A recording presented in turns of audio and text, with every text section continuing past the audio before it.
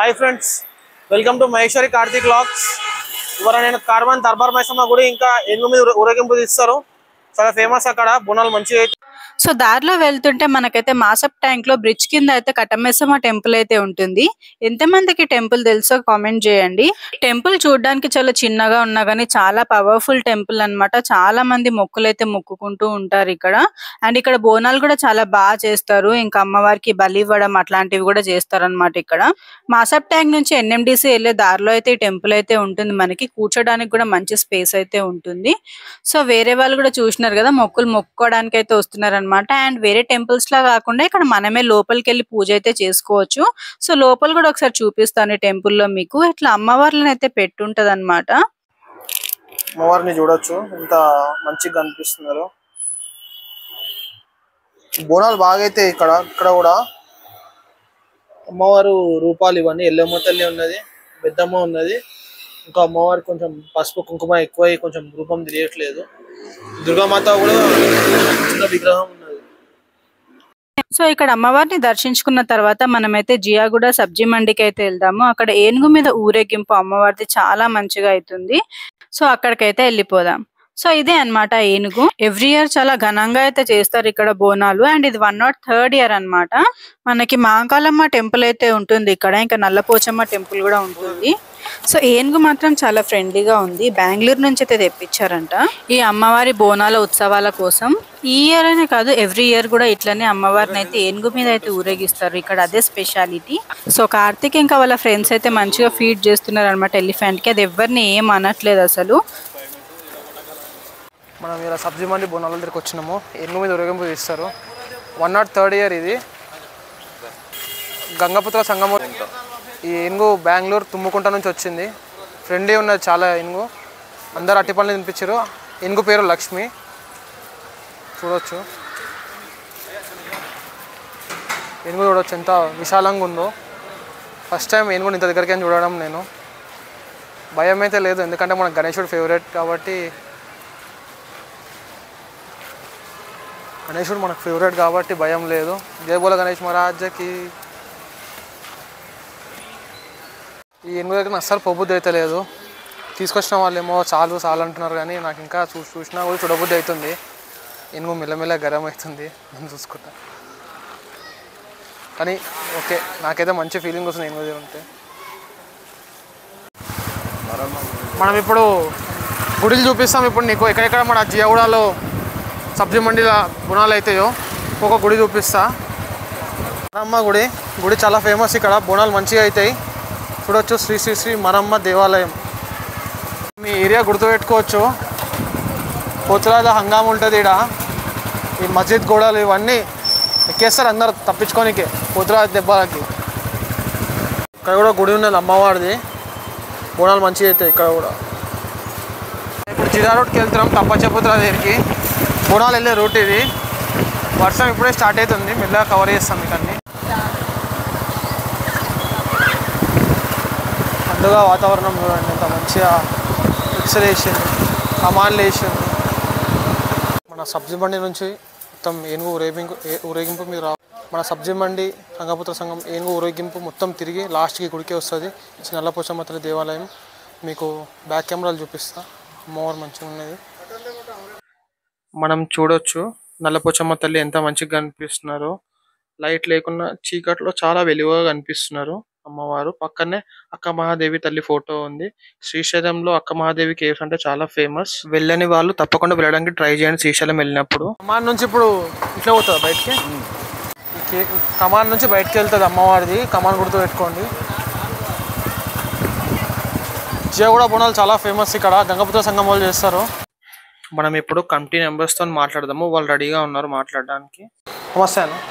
నమస్కారం అన్న. మీ చరిత్ర చెప్పండి. ఎప్పటి నుంచి బోనాలు చేస్తున్నారు? జియాగూడలో సబ్జీ మండిలో ఎంత ఫేమస్ ఉన్నది, ఎప్పటి నుంచి చేస్తారు చెప్పండి. సార్ మాది సబ్జీ మండి ఈ యొక్క స్థానిక బస్తీలు ఇక్కడ 14 బస్తీలకు సంబంధించిన ఈ యొక్క కమిటీ. ఇది కమిటీ ఏర్పడి 103 సంవత్సరాలు అవుతుంది. అంతకు ముందు కూడా ఈ యొక్క ఉత్సవం చేస్తుండే కానీ ఈ కమిటీ ఏర్పడే 103 సంవత్సరాలు అవుతుంది. అంటే అంతకు ముందు నుంచే ఈ యొక్క అమ్మవారి బోనాల ఉత్సవాలు నిర్వర్తించడం జరుగుతుంది. సుమారు 14 బస్తీలకు సంబంధించిన కుల మత భేదం లేకుండా అందరూ కూడా కలిసి పనిచేస్తారు ఇందులో. ఈ యొక్క 14 బస్తీలు కలిసి ఈ యొక్క ఉత్సవం ఏర్పడడానికి చేయడానికి కూడా కారణం ఉన్నది. ఈ ఒకసారి మనం ఒక 50-60 సంవత్సరాలు వెనకాలకు పోతే ఇదంతా ఒక దట్టమైన అడవి ప్రాంతం. ఇక్కడ నివాసాలు ఉండేటట్టు కొన్ని 14 బస్తీలు అంటున్నాం కదా, ఆ బస్తీలు కొన్ని అక్కడక్కడ బస్తీలు ఉండేవి. ఒకటి అమ్మవారు నల్లపోచమ్మ అమ్మవారు గుట్ట పైన ఉంటుండే అమ్మవారు ఒక టెంపుల్. అక్కడ ఒక చిన్న రాతి మీద అమ్మవారిని 14 బస్తీలకు సంబంధించిన ప్రజలందరూ కూడా ఆ గుట్ట పైన ఒక రాతి ద్వారా అమ్మవారిని నెలకొల్పుకొని అక్కడ అమ్మవారిని కొలుచుకొని ప్రతిరోజు కూడా ఈ సాయంత్రం అక్కడ దీపం వెలిగించినట్లయితే ఈ 14 బస్తీలకు సంబంధించిన బస్తీలలో అమ్మవారిని దర్శించుకోవాలంటే గుడికి వెళ్ళాల్సిన అవసరం లేకుండా అక్కడికి ఇంట్లో నుంచి బయటికి వెళ్ళి ఆ గ్రామాల నుంచి ఇంట్లో బయటికి వెళ్ళి అమ్మవారి యొక్క జ్యోతి ప్రతిరోజు సాయంత్రం ఒక జ్యోతి వెలిగిస్తుండే. ఆ జ్యోతిని దర్శించుకున్నట్లయితే అమ్మవారిని దర్శించుకున్నట్లయితే అక్కడి నుంచే అమ్మవారిని దండం పెట్టుకుంటుండే అందరూ. ఈ 14 బస్తీలకు సంబంధించిన ఇవి కులం మతం లేకుండా అన్ని వర్గాలు ఉంటాయి. ఒక కుమ్మరి వస్తీ అని కుండలు చేస్తారు, బెస్తవాడ, చేపల వదలలేదు అంటారు. వీళ్ళంతా అమ్మవారిని ప్రతిరోజు కూడా దర్శనం చేసుకొని ఇదంతా ఈ ఉత్సవాలు చేయాలని ఒక సంకల్పంతో ఆ రోజుల్లోనే వీళ్ళందరూ ఒకటి కమిటీగా ఏర్పడతారు. 103 సంవత్సరాల కిందనే ఈ కమిటీ ఏర్పడి అన్ని ఒక వర్గాల వాళ్ళు కమిటీ ఏర్పడి ఈ యొక్క కీర్తిశేషంలో కట్టాజగ్గే ఆధ్వర్యంలో ఈ యొక్క కమిటీ ఏర్పడ్డారు. అప్పటి నుంచి ఈ ఉత్సవాన్ని అందరూ వైభవంగా మాకాలమ్మ దేవాలయం ఇక్కడ చూస్తే అక్కడ నల్లపోచమ్మ దేవాలయం కనిపిస్తుంది ఆ రోజుల్లో. ఈ రోజు ఇప్పుడు అన్ని బిల్డింగ్లు అంతా ప్రజలు ఉన్నారు, కానీ ఆ రోజుల్లో లేకుండే.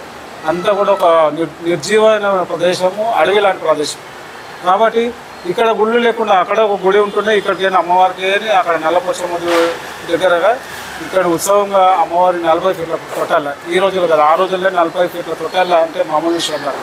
చాలా బరువైన తొట్టాల, వెడల్పు పొడవు అంతే చాలా పెద్ద తొట్టాలు. 40 ఫీట్ల తొట్టాలతోటి అమ్మవారిని ఒక ఊరేగింపు. ఇక్కడ ఉత్సవం 3 రోజులు జరుగుతుంది.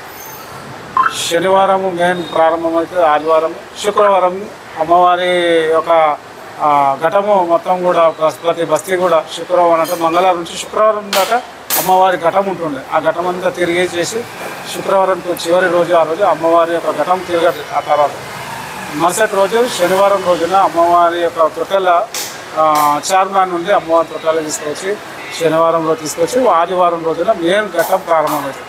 ఈ యొక్క 14 బస్సులకు సంబంధించినటువంటి తొట్టెలు సుమారు 1 లక్ష మంది ఉంటారు మన భక్తులు. ఇతర తెలంగాణలో నుంచి కొన్ని జిల్లాలకి కూడా మా యొక్క దేవాలయానికి రావడం, ఇంకా ఒక ముఖ్యంగా రావడానికి కూడా కారణం ఉన్నది.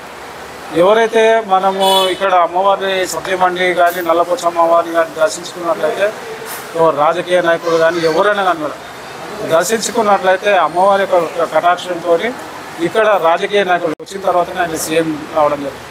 ఈరోజు ఉపరాష్ట్రపతి వెంకయ్యనాయుడు గారు ఉన్నారు. ఆయన ఎన్నోసార్లు ప్రత్యక్షంగా కూడా ఎన్నికల్లో పాల్గొనగానే ఏ రోజు గెలవకపోవడం, ఆ తర్వాత ఇక్కడికి వచ్చిన తర్వాత అమ్మవారి దర్శనం చేసిన తర్వాత ఆయన అంచెలంచెలుగా ఈరోజు మనం ఆయన దర్శించుకొని ఆయనతో మాట్లాడే స్థాయికి లేము. ఎందుకంటే అంత పెద్ద పొజిషన్కి వెళ్ళిపోయింది. కారణం ఏంటంటే అమ్మవారి యొక్క మాట. అలాగే కొంజేటి రోషయ్య గారు కూడా, ఆయన కూడా ఈ యొక్క అమ్మవారి దర్శనం వల్లనే ఆయన సీఎం కావడం జరిగింది. ఈ విధంగా చాలా చూసుకుంటే చాలామంది రాజకీయ నాయకులు అమ్మవారి యొక్క ఆశీర్వాదంతో ఈరోజు ఉన్నత స్థితిలో ఉన్నారు. కారణం ఏంటంటే అమ్మవారు స్వచ్ఛమైన అమ్మవారు. మనం ఈ బస్తీలో ఇక్కడ ప్రతి పెళ్ళైన అమ్మాయి అమ్మవారి దర్శనం చేసుకున్న తర్వాతనే వాళ్ళు పెళ్లి చేసుకోవడం, ఆ పెళ్లి చేసుకున్న తర్వాతనే మళ్ళీ అమ్మవారిని దర్శించుకోవడం. ఈ విధంగా ఈ యొక్క సంస్కృతి సాంప్రదాయం అమ్మవారు 99% ఫ్యామిలీలు బాగున్నాయి. అమ్మవారి కృప వాళ్ళు పిల్ల పాపలు కష్టాలు సుఖాలు లేకుండా అందరూ సుఖ సంతోషాలతో ఉన్నారు. కారణం ఏంటంటే అమ్మవారి దయ. ఇట్లా ఈ విధంగా అమ్మవారి యొక్క చరిత్ర చాలా ఉన్నది. మీరు చెప్పుకుంటూ పోతే తర్వాత ఈ అమ్మవారి ఉత్సవానికి ఈ సంవత్సరం 103వ సంవత్సరము మంగళవారం నుంచి అమ్మవారి యొక్క ప్రతి ఇంటికి ఘటము, ఈ యొక్క ఘటము సుమారు ఒక 150-100 మందితోటి ఘటం ప్రారంభమవుతుంది. ప్రతి ఇంటికి అమ్మవారి దర్శనం ఇస్తుంది. అమ్మవారు పూజలు అందుకుంటుంది, బియ్యం పోయడం, శాఖలు పెట్టడం జరుగుతుంది. ఈ విధంగా ఈరోజు మరుసటి రోజుగా చివరి రోజు ఈ రోజు చివరి రోజు అమ్మవారి శుక్రవారం దాకా అమ్మవారి యొక్క బస్తీలో ఊరేగింపు సమాప్తమవుతుంది. ఆ తర్వాత రేపటి రోజున ప్రారంభమయ్యే అసలైన కార్యక్రమం. రేపు శనివారం రోజున షార్నార్ కాసరకట్ట అనే ఒక ప్రాంతం నుండి అమ్మవారి యొక్క 40 ఫీట్ల తొట్టాల తీసుకురావడం జరుగుతుంది. రాజులతో రేపు ఉదయం నుంచి ప్రారంభమవుతాయి ప్రత్యేకమైన పూజలు. రేపు సాయంత్రం రాత్రి 9-10 గంటలకు ఇక్కడ చేరుకుంటుంది. ఇక్కడ ప్రతిష్ఠించిన తర్వాత రేపు శనివారం ప్రత్యేకమైన పూజలు, మళ్ళీ ఆదివారం అమ్మవారికి ప్రత్యేకమైన పూజల తర్వాత ఆ తర్వాత ఆదివారం రోజున మనం అసలు ఇంకా మెయిన్ ఘట్టం ప్రారంభం. ఆ రోజు విద్యార్థులు మంచి ర్యాంకులు సాధించిన విద్యార్థులు కానీ వాళ్ళకందరికీ కూడా ఇక్కడ ప్రోత్సాహక బహుమతులు ఇవ్వడం, ఆ తర్వాత చందాదాలు చాలామంది ఉంటాయి. ఈ దేవాలయానికి స్వచ్ఛందంగా చందాలు ఇచ్చిన ఉంటారు. వాళ్ళని అందరినీ కూడా సన్మానించడం, ఆ తర్వాత ప్రముఖమైన నాయకులు రావడం జరుగుతుంది. ఇప్పుడు అమ్మవారి ఆ రోజు ప్రారంభమవుతుంది. ఆదివారం రోజు 12 గంటలకు అమ్మవారి ఇక్కడ నెలకొల్పడం, తీసుకురావడం, ప్రత్యేకమైనటువంటి ప్రత్యేక అధికారులు కానీ ప్రత్యేకమైన విఐపీస్ ఉంటారు చాలామంది, కవిత కానీ విజయశాంతి కానీ ఇలాంటి ప్రముఖులందరూ కూడా అమ్మవారి దర్శనం చేసుకున్న తర్వాత ఆ గజం యొక్క అమ్మవారి యొక్క ఆశీర్వాదం కూడా ఉంటుంది. వాళ్ళ మెడల్లో పూలమాల వేసి ఆశీర్వదించడం జరుగుతుంది. ఈ యొక్క మధురమైన ఘట్టం ఆదివారం రోజు ఉంటుంది. ఆ రోజు మొత్తం సాయంత్రం 7 గంటలకు 6 గంటలకల్లా ఈ యొక్క ఊరేగింపు ప్రారంభమవుతుంది. సుమారు 1 లక్షల పైన జనం ఉంటుంది. అన్ని దగ్గరికైనా అమ్మవారి యొక్క దర్శనం కోసం వస్తారు. ఆ యొక్క ప్రొసీజన్లో ఇక్కడ నుంచి అమ్మవారి నల్లపోచమ్మ దేవాలయం ద్వారా ఈ యొక్క ఊరేగింపు ఉంటుంది. అందులో కళాకారులు, సాంస్కృతిక కార్యక్రమాలు, విఐపీస్ అందరూ కూడా ఈ యొక్క ర్యాలీలో పాల్గొనడం జరుగుతుంది. అమ్మవారి యొక్క ఊరేగింపులో పాల్గొనడం జరుగుతుంది. ఈ యొక్క చివరిగా ఆదివారం రోజు సాయంత్రం 10 గంటలతో ఈ యొక్క అమ్మవారి యొక్క ఉత్సవాలు సమాప్తమవుతాయి. ఇప్పుడు ఏనుగుతో దిగడం ఎప్పటి నుంచి స్టార్ట్ చేశారన్నా? ఏనుగు మీద ఏనుగు మాకు తెలిసిన మట్టుగా ఇది ఒక కమిటీ ఏర్పడి 100 పైన అవుతుంది. మేము చూస్తున్నాం. నాకు 53 సంవత్సరాలు, 50 సంవత్సరాల నుంచి నాకు చిన్న నేను చూస్తున్నా. అంతకుముందు సంవత్సరాల నుంచి నేను చూస్తున్నా. అంతకుముందు ఎప్పుడున్నా నాకు తెలియదు. కమిటీ ఏర్పడి మాత్రం 103 సంవత్సరాలు. ఇది వాస్తవంగా ఇప్పుడు వచ్చేది ఏనుగు కర్ణాటక నుంచి వస్తుంది. ఆ రోజుల్లో మనం మొన్నటి వరకు ఒక 10 సంవత్సరాల క్రితం వరకు జూ పార్క్ నుంచి అక్కడ ఉండే ఏనుగే మనం ప్రతి సంవత్సరం కేవలం ఇక్కడే, ఒకటి ఉజ్జయిని మహాకాళి, రెండోది అఖండ మదన టెంపుల్, మూడోది ఇక్కడ సబ్జీ మండి టెంపుల్. ఈ 3కి మాత్రమే ఏనుగు ఉంటుంది. అది గవర్నమెంట్ డిసైడ్ చేసింది. మళ్ళీ ఇంకా 4వ దానికి నువ్వు కోట్లు ఇచ్చినా లక్షలు ఇచ్చినా ఇవ్వరు. ఇది వీటికి పురాతనమైన చరిత్ర ఉంది కాబట్టి ఆ అమ్మవారికి ఈ 3 గుళ్ళకు మాత్రమే అమ్మవారి యొక్క ఏనుగుని ఇవ్వడం జరుగుతుంది. ఇది అంతా ప్రభుత్వమే సమకూరుస్తుంది. ఒకప్పుడు మా ఖర్చు ఉంటుండే టెంపుల్ తరపు నుంచి. ఈరోజు తెలంగాణ రాష్ట్రం ఏర్పడిన తర్వాత ప్రభుత్వం వారి అన్నీ చెల్లిస్తూ మాకు ఏ మాత్రం ఇబ్బంది లేకుండా చూసుకోవడం జరుగుతుంది. మా తరపు నుంచి, కమిటీ తరపు నుంచి కూడా ధన్యవాదాలు. తెలంగాణ ప్రభుత్వానికి కూడా మా కమిటీ తరపు నుంచి ధన్యవాదాలు తెలియజేస్తున్నాం. ఎందుకంటే మాకు ఉత్సవం జరుపుకోవడానికి చాలా అమౌంట్ ఇస్తున్నారు. వాటికి ధన్యవాదాలు తెలియజేస్తున్నాం. ఇది ఏ టైంకి స్టార్ట్ అవుతుందన్న? ఆదివారం రోజున 4 గంటలకు ముఖ్యమైన ఘట్టం ప్రారంభమవుతుంది.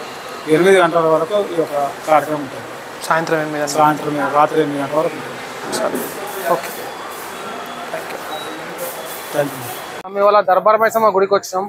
అన్ఫార్చునేట్లీ నేను వచ్చిన టైంలో ఫుల్ పబ్లిక్ ఉండే.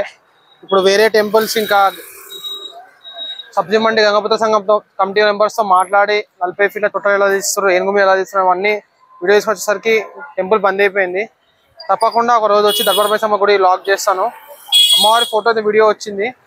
అమ్మవారు చాలా బాగున్నారు చూడడానికి. సో ఈ టెంపుల్ వచ్చేసి దర్బార్ మైసమ్మ తల్లి టెంపుల్ అన్నమాట.